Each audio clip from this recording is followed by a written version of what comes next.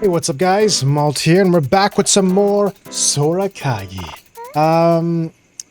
Last episode, as usual, I don't entirely remember. I know shit's shit in the fan though. I think we're trying to do, oh no, I remember now. We're trying to go through an entire plan of hijacking a helicopter and escaping. And we got everybody working together on it, and we're trying to do a lot of things. We messed up Aloe, tortured her and all that shit.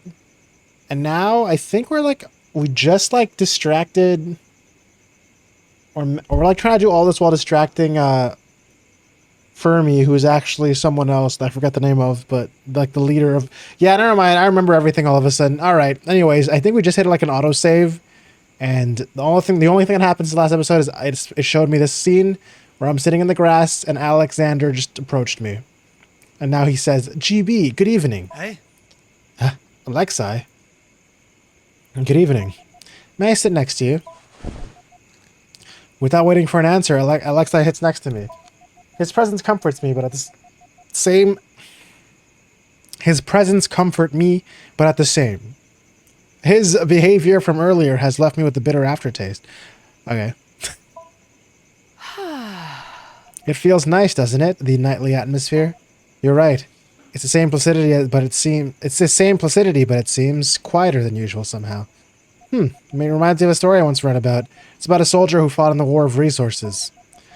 He described his life after fighting in the war. He came back to his old house, but only then he noticed how eerily calm his nights in the countryside were. Have you wondered? Really highlights how often we don't fully appreciate things until we've experienced their absence. I see. That's an eye-opening story. At that moment, something bothers me and the urge to discuss with Alexei becomes irresistible. Alexei, about earlier. I know. You don't like how I asked Orion to keep an eye on Rosa, am I right? Am I that predictable? In a way you are, but mostly, I just know you that well. We did talk about it with Lion the other day, but everyone seems to think I care about no one but myself. But I do care. A lot more than any of you may think. But now is a serious situation. I won't neglect any variable, even if it means distrusting one of the people I want to protect. A softer side of Alexei appears for the second time, but this time he doesn't seem vulnerable. It seems like he truly wishes to be as sincere as possible. It's okay. Dude, it's always like... I feel like GB here is like... He's way more like fit looking than I realized, especially when you compare him to like... Or maybe it's just that Alexei is just super thin. I enjoy when you show that good side of yours. Good side? What do you mean? All my sides are good sides. Well. Good. Even my side profile is even my side profile is perfect. We share a heartfelt giggle that delightfully complements the peaceful atmosphere. You know, the situation is dire. That's the least you can say. Indeed. But haven't you noticed? It also got the best side out of everyone. Lucas finally opened up about her trauma following Chosuke's passing. Elise has become more self-asserted. And from what she told me, Orion also opened up about her sorrow. Whoa, why did I just tell people about that? I thought that was supposed to be between us. And more notably, you've become more confident. Really? Who? What do you mean by that? You've ushered this group like a real leader. have you wondered? And if I may ask, where's your plastic ball? Huh? I clumsily slapped my hand in my pocket, and to my own surprise, Alexei is right. My magic ball is nowhere to be found. Either its constant presence in my pocket has become so habitual that I don't even notice its existence anymore, or I simply couldn't care to give it a thought. You're right. My magic ball is not even on me. I've made all those decisions on my own? Ooh, see? After the arson, it seems like you couldn't make decisions on your own anymore. I know that I've been harsh on you, but I couldn't stand it. It was like seeing you sink deeper into your trauma. A trauma shaped like a plastic ball toy. You've grown to use it less frequently, but even then, you'd carry it around with you anywhere you went. You know. But I'm glad now. So glad you've finally grown strong enough to fight this inner demon on your own. Oh, Alexei. Huh? A blue firefly? Oh, but it's a moon ghost firefly. It's the firefly season. Yeah. They're everywhere. Yeah. What the hell is that? It's a sign of hope, Alexei. Guys. Guys, herf perf. There are fireflies all over the demand. Herf perf. What the hell? What's going on? We got so caught up with everything, we forgot it was Moon Ghost Firefly season. They came down on Dawnville to appease our torments. It's truly magical. It sounds about right. It is magical.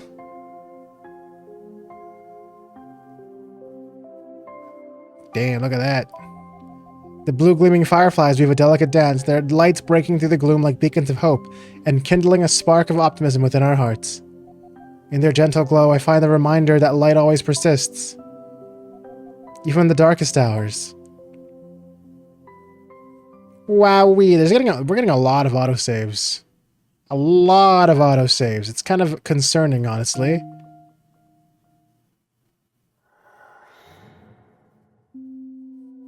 What's that sound? Oh boy, what's happening now?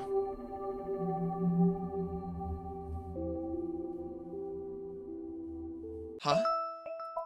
Did I just see a ghost? Did I see a weird orb glide through the room? I can't even tell when I'm dreaming or not. This guy looks... Okay. He can just sleep like that. I've tried sleeping like that before. You wake up with, like, the worst arm pain. It's, like, comfortable for a bit, though. But, like... Alright, where's this ghosty boy? Oh! It's one of those situations I see. Should I have checked that? I probably should have just checked that, but like, it's letting me go everywhere I want, so like, what if, okay. I still don't know what would happen if I remember to water those. No one ever told me, right? Or did someone tell me and I just, like, thought it wasn't a real, like, thing to do? Is it gonna let me just... Oh, every screen is doing that. Oh, wait a minute, maybe I'm supposed to be doing this. Well, not every screen, just like the TV screens.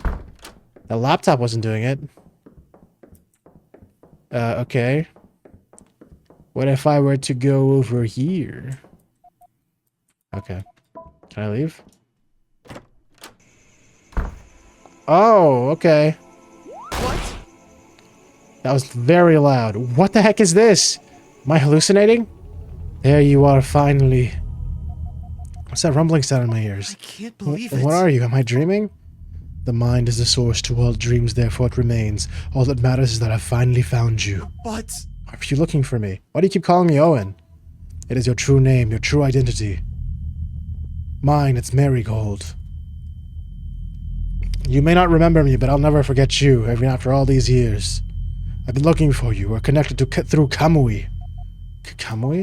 My name isn't Owen, it's Giordano Bruno. Oh no. I must be losing my mind. No, Owen. Owen, if you will. You are on the right path. That's good. I am proud of you. That's good. You must continue and come back to me. Okay. Owen.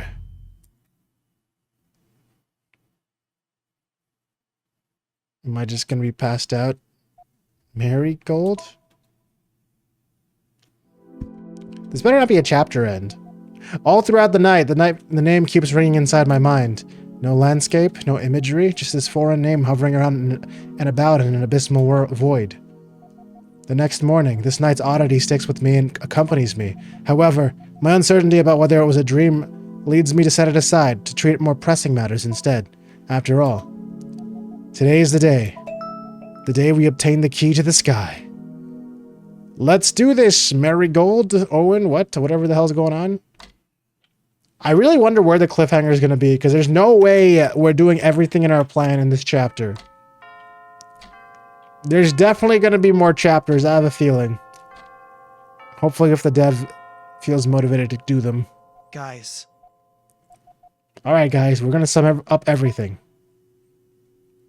Listen carefully. Elise and Rosa, you two stay in the cafeteria to greet Franklyn, and make him drink the coffee and keep him distracted until he finally faints.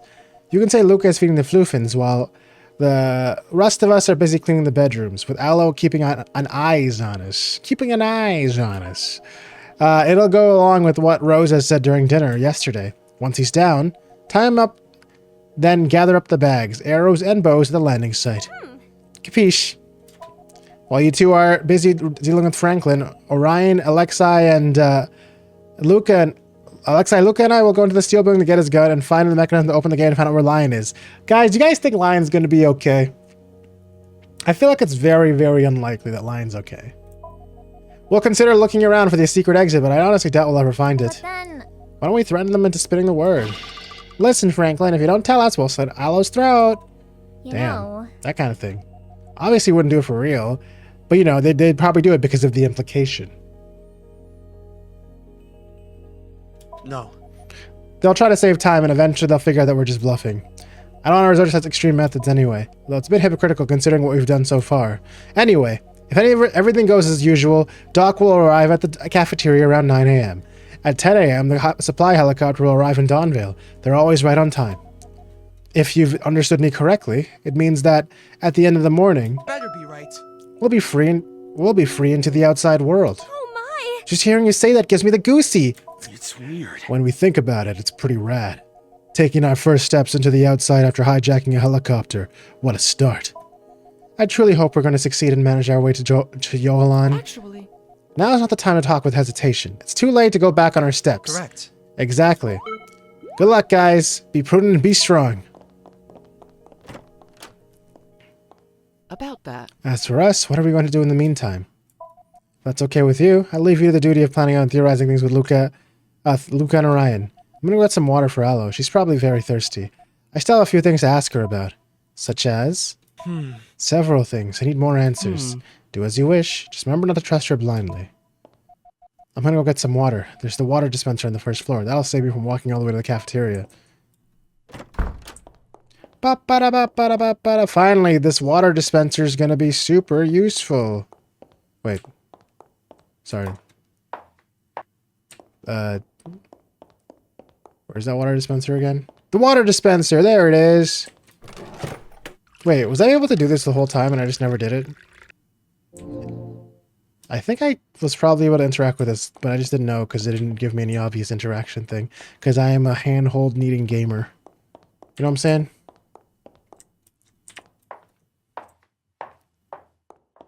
Alright, let's go. Just calm down, GB. It's gonna be alright. Alright, let's go. Hey, buddy. How's it going? Giordano Bruno, untie me, please. We can discuss it. I got you some water. Try not to move. As I still the glass for Aloe to drink, her gaze meets mine, prompting me to look away. We both know it's too late to discuss. According to you, we had two options. Never discover the truth and die in ignorance, or stay here, fully aware that a terrible fate is waiting us. Actually, There's something you could actually do for us. If you do care about us, answer my questions. I don't get why you're so devoted to Franklyn, and that's why I won't ask you to be on our side. You just need to answer. What is it? What are your questions? Tell me more about Franklyn. Who is he really? Aren't you more curious about the Stagmore or the residents? I am, but the information you'd give me about them would probably not help me escape and save my family. let's proceed that way. It's the first question. I want to know more about the person I'm about to confront. I want to know about what Franklyn ever told us. All right. All right. You already know this. Franklyn was born into a family of scientists and anthropologists. The following is what you might not know. What you might not know. He doesn't like to bring that up, but his parents were the main heads behind the making of a vaccine for the dead horse virus. But sadly, they caught it themselves and later died. Franklyn was only 12 when it happened. It created within him a desire to pursue his parents' journey and bring their goal to a completion. Namely, save the world from a virus that was striking every nation and decimating the population worldwidely. Now, the key element that indirectly brought him onto a different path was the birth of his child, Rosalind Kikiyama. She was only 8 when she contracted the virus. Franklyn was completely devastated. However, due to his surprise, she was perfectly fine. She was the first case of a patient with no symptom whatsoever. To Franklyn, his daughter was his treasure, but then she also became his little miracle. He studied her very closely, ensuring his beloved child would remain pristine. He really loved her deeply. Now, if Heisenberg really told you everything, you might have figured out what was the root of Rosalind's miraculous well-being. Really? Did Rosalind also have a stigmatic gland? But Heisenberg said it needed to develop during puberty. I told you, I'm not an expert, but the enzyme can be produced even during childhood. It's a resonance that develops during puberty. Now what happened to her? Franklyn developed a new obsession. He wanted to study that miraculous gland. His experiments became more and more exhausting for Rosalind until she, sadly, passed away too. Damn! Experimented so much on his own daughter, he just murders her ass by accident. He killed his own daughter? Just terrible. He didn't kill her. It was never his intention. His obsession got out of hand. Yeah, he just accidentally pulled out that gland when it whoops-a-daisy. He was left a broken man. Guilt devoured him. Nothing meant to think to him anymore. Neither the vaccine for the virus nor the stigma. What if Rosalind was Aloe? Dude, what if though? And he just lied about it. That is, until he discovered it on himself too. Franklyn has a stigmatic gland too. Yes, but his gland is underdeveloped. It seems he didn't grow during his puberty because of his traumatic younger years. It's when he discovered it on some other people that he grew obsessed with it. I don't know how many there were, but considering how hard it was for him to find you, I imagine it's a miracle that he could even find other stigmatic people back then. His experiments kept going, illegally. I don't know how things went, but he and his team discovered the interaction between the stigma and that particle thing. I think it involved brainwave patterns. Brain scans after exposure to various particle stimuli, electromagnetic responses. Because. I mean, whatever that was. Whatever that was. Anyway, I'm not here to understand that sort of thing. I ran through some documents, but it was too confusing for me to understand. Regardless, Franklyn's obsession for the stigma quickly grew out of control. Since he's unable to use his own stigma to resonate, he sought to discover how to transfer another stigmatic's otherworldly ability onto another non-stigmatic person. Because the real reason behind the creation of the Baroque, the demands, and everything else. Franklyn's ultimate goal. To resonate into another world which has his daughter Rosalind still alive. What about his parents? A sudden click rings into my head. I thought that didn't cross my mind until now. May I ask a question? Aloe, does that mean that people who died in our world might still be alive in a different one? Alternate worlds do exist? It would mean that every conceivable version of the past, present, future already either exists or will come into existence. Every possible failure could be fixed and every single outcome could be experienced simply by resonating. But my real world is here. Resonating to a different world would mean leaving my real family behind. I'd never want that. I'm not the brain behind it, Giordano. I get the stigmatic gland might hide a unique secret, but I don't think about it. It's not my role. I don't understand. But Giordano, I'll say it again, but you mustn't stop Franklyn. If Franklyn and Baroque fall, everything about the stigma will disappear and become forgotten. Al's request brings an end to the never-ending stream of questions in my mind. I can feel anger boiling within me. What? Do you understand what you're asking us? You want us to sacrifice ourselves so Franklyn can fix a problem he created himself in the first place? None of you are concerned that it'd work. But you do know that resonance exists, Giordano. Doesn't answer what I asked. Nothing makes sense. I don't understand you anymore. I don't even know who you really are anymore. I'm sorry. So sorry. Yeah, I don't buy it.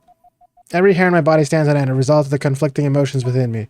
Take a deep breath to appease my shaking legs. Understand that I won't be able to face another truth as one as already enough to what? I understand that I won't be able to face another truth as one was already enough to crush me. Okay. Unbelievable. Ooh, sounds like you broke the damn door, bro. What the fuck was that? Curse her. She's so insensitive, but I'll never give up. I'll never give up to Franklyn. Talking about it. It's time for our last meeting at the cafeteria. Can I have coffee?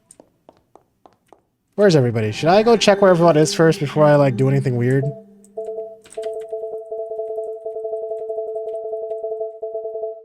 I pressed the wrong button. In case you're wondering. Dang it! Whatever. Well, it's almost time. Everyone's ready.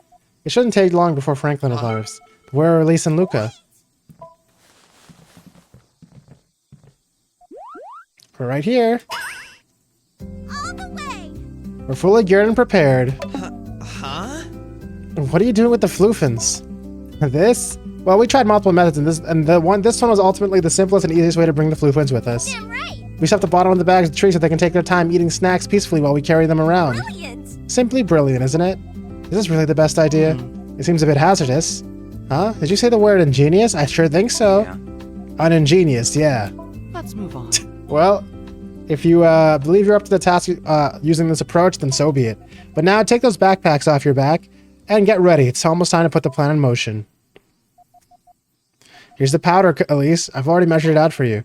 All you need to do is mix it well and add sugar. Okay. Good. Good. Are we all ready to get on with it? Actually, Before we do, I'd like to share some important information Aloe shared with me about What is Franklyn. it? You piqued my curiosity. What did she tell you? A couple of things. I wanted to ask her more, but I was too upset to keep up with it. I got to learn Franklyn also has a stigmatic gland. Oh, really? yes. Yes, but his is undeveloped, so he can't resonate. I also learned he had a daughter named Rosalind who also had the gland but died later. He following some experiments he conducted on her. Aloe claims it was a mistake that caused him to spiral down into madness and grow obsessed with the stigma. Franklyn's real goal is to create a perfect environment for young stigmatics to grow perfect glands so that he can harvest them and find a way to use a resonance on himself. He wants to resonate into an alternate world in which Rosalind's still alive. I don't fully understand how this resonance thing functions. Terrible. It's sickening. To sacrifice countless victims just so he could fix his own mistake? It's revolting. Now I hope you understand the reason why we must get out of Dawnville at all costs. Let's move on. Time to get moving, everyone. Operation Key to the Sky is on. Alright, Operation Key to the Sky, baby.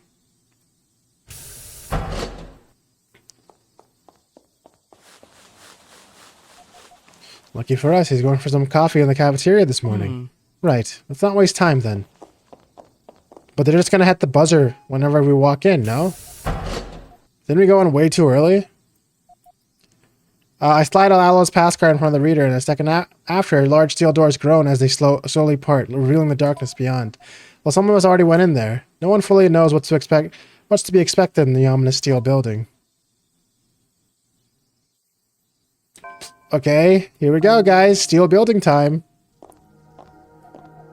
Alright, we're inside. That's his front office. I doubt we'll find something interesting here. It's too accessible. Now then. Now, and since we're occasionally allowed to be in this room, it's probably just administrative paperwork with little value.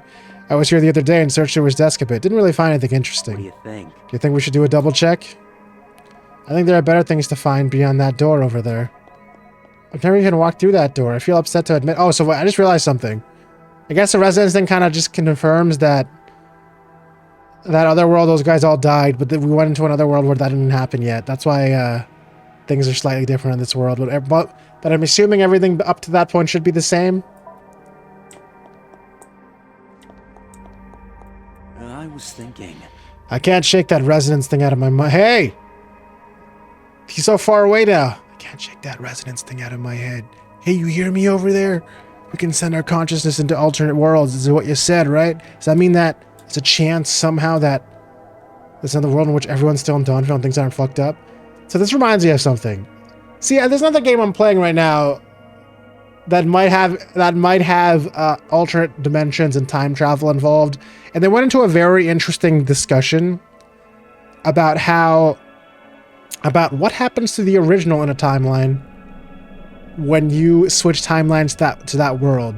Because there obviously should be a copy of you that exists, but if you're slipping into their position, then what you're doing is effectively probably swapping them to your timeline and effectively killing the person they are up to that point, because you don't retain all of the information or experiences they had.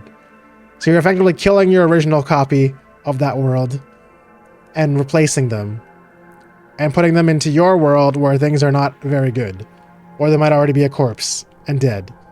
So that just makes me think, if we do this resonance thing into another world and swap bodies with the other person who's also living a good life, we just screwed that person over by killing them effectively, or throwing them back into this world where everything's fucked up. Ain't that selfish? But I guess, we don't really care about that. We only care about what we get. That's just how it works as humanity. I don't know. I don't really know how that works, sadly. But I think did I skip? I think I did not read that line. But I think we're close to discovering more about it. Let's see. Okay, now let's use Aloe's pass. Damn it! It also requires a code. Shit, I completely forgot about it. No. We're done for if we can't keep going any further. I won't be able to open the gate and the pilots will report to their HQ that something fishy is going on. Can't go back now. There has to be a way we can find it. Look. There are 4 lines on the screen, which means it's a 4-digit password. If we could guess which numbers are used, we could try several combinations to brute force it.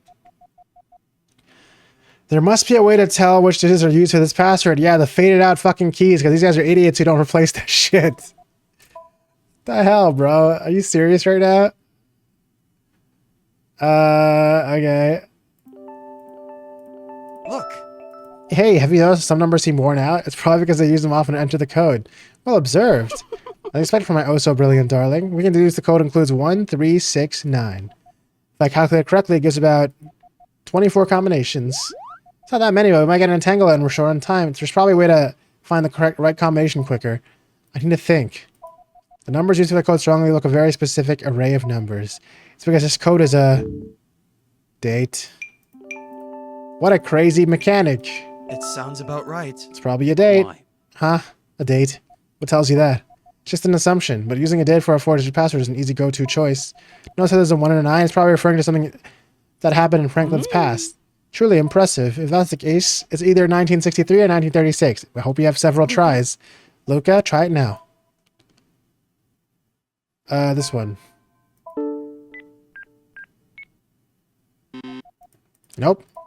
Let's hope it's the other one then. First try, baby. Well, it worked. Thankfully, we have the maestro of troubleshooters in our team. I reply with an awkward smile that veils my fulfillment. I imagine the pressure of the situation has heightened my focus. Yeah, that's what it is. All right, let's slide Aloe's card in. Jeez. Aloe's Clyde in, bro? Huh. A vestibule. Which way do we go? Door on the left is a med room. I went there when I had my chest burns back then. There's a second door I never saw what's behind. You know, what's about that door on the right? No idea. Let's proceed that way. Let's go there first. We're most likely to find what we need over there. Right decision.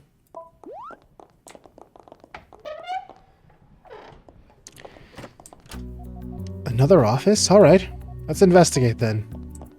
Why do two people need such a big office? That's what I don't understand. Or a big building, I mean. Was there a lot more staff members before? Take a look. GB, come closer and take a look at this report. Try not to catch Orion's attention and read it. What's so important about it and why is Orion not meant to hear it? Assumption of Resonance in Two Subjects by Franklyn Kikiyama. Demand D3, Alpha Protection Detour. Abrupt behavioral alterations are reported in 2 apprentices from Dawnvale, Orion and Chosuke. Symptoms such as deep melancholy, partial memory impairment, state of confusion, alternate memories, or even temporary loss of space recognition were noticed. Another apprentice, Dottie, showed similar symptoms.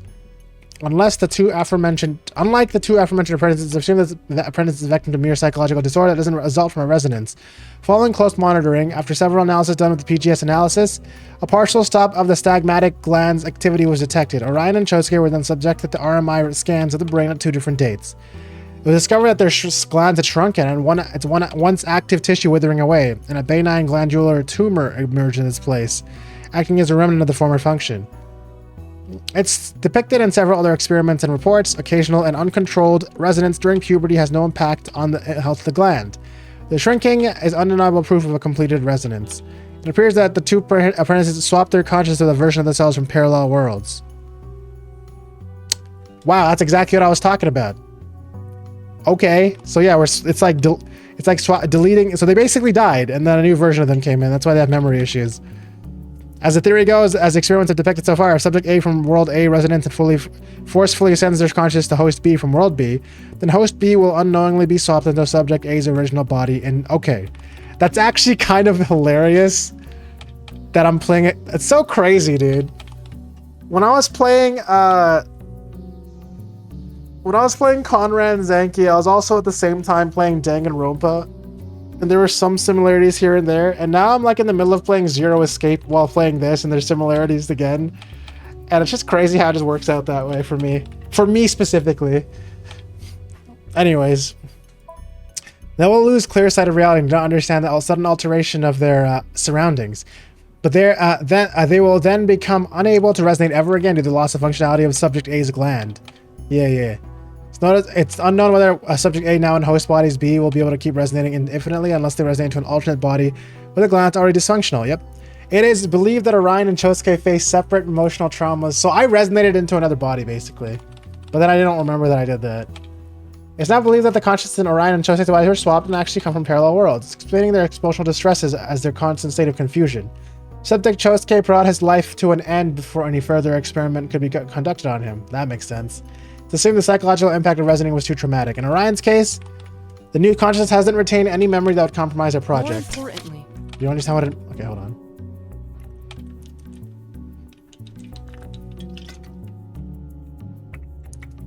Do you understand what it implies?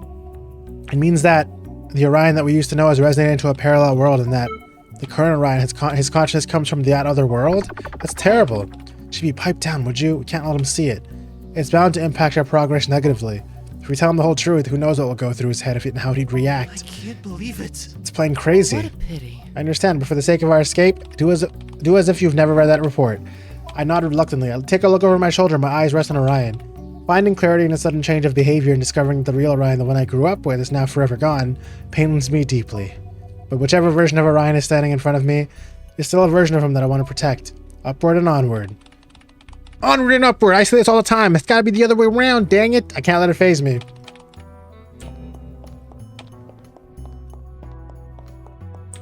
That one has lit up. Let's do this first. Let's wait for Luca to make a report. I have the gut feeling she's gonna find something. What's the deal? What's with that look? You got something on my nose? Sorry. Huh? What's that? No, sorry. It's a real look at him thinking that isn't the same Orion anymore. Anyway. Look at that. I found this document. It's not extra helpful, but it's pretty interesting regardless. Wow. What about it?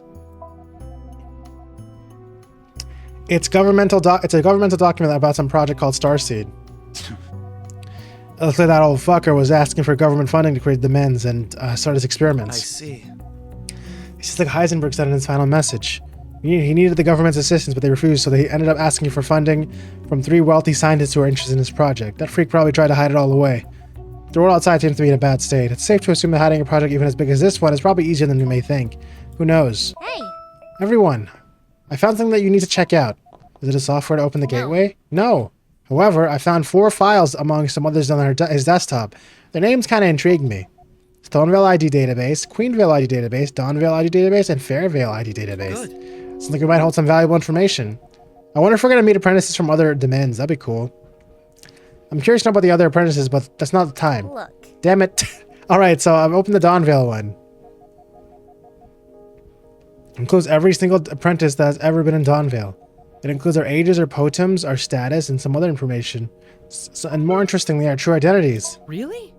Oh, cool. Our true identities, you say? Might include my real name. I need to confirm what happened during last night's dream. Is that so? Is my name there? So Orion is Maxim Kovalenko, a Ukrainian male. Cool. Aphelion was a Raphael Angeles, a Spanish male. Rosalind is Fujiwara Sayuri, a Japanese female. Positive for harvesting. Oh boy. Completed resonance. To be transferred. Oh my god. So Aphelion is to be transferred? Gland not active enough, good for experiments? Oh god. That's bad. Who the fuck is Hawk? Guess we don't know who that is. Jabari Zabara. Finn von Schneider. Sorry. Let's see. I'm very curious. My real name is Marzia. Mine's Maxim. And mine is Billy. Billy Blondel. I'm born in Sweden. How interesting. Luca, scroll down, please. I can't see my name. Oh, hold on. Mariko. Oh, so Orion was involved with Mariko. Airi Magimura. Female Japanese. What did that say? Italian? Oh, so Luca is Italian. Why is Luca L-U-C-A? Like spelled out like that. Oh yeah, because someone said it standard for something, right? It feels like it takes forever for her to reach the bottom of the spreadsheet, but when she does, I refuse to accept the truth. There it is. Giordano Bruno. It was Owen Duthe. I'm French! Dottie was Penny Rose Bennett, British. Elise is Emily Lovenbell, British. Wait. Sorry, hold on a second. How did Alexei see his and already know his name was Billy Blondell from Sweden. When that entry is below Giordano Bruno, so that means I would have already had to scroll down to see his. All right, inconsistency alert. I think that should be changed for consistency's sake, or just make it so he doesn't mention his damn name that hasn't even been scrolled to yet. Oh my. Owen Duthay, what a refined name. I can't believe it. Can't be real. What's the matter, GP? Yeah, what about it? You don't like your name, Owen? No! Don't call me that. Hey, Hey, don't need to bark at me like that. What is the matter? Gee, again, what's wrong? What's the problem with that name? Tell me. I keep hearing that name buzzing in my ears. It's a distant voice, but I keep hearing it call me Owen. I saw that thing last night. I thought it was a dream, but what did you see? You need to explain it clear. What was that? Came from that door under the green screen. Hey, GP, are you okay? Don't worry about it. We've got no time to waste. It's Lion. He's in there. Lion. He's really in there.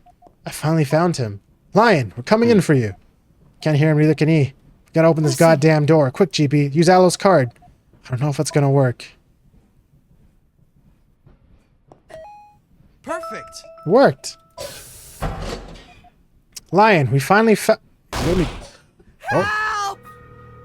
Close that door. Close it. Lion. The Lion's the man. I quickly close the door behind him. Which takes a certain effort because of the counterforce of its closing mechanism. I take the chance to give a swift glance at the inside of the room and go into my stupor. It's empty. Oh my god, he was in like solitary confinement? That's crazy.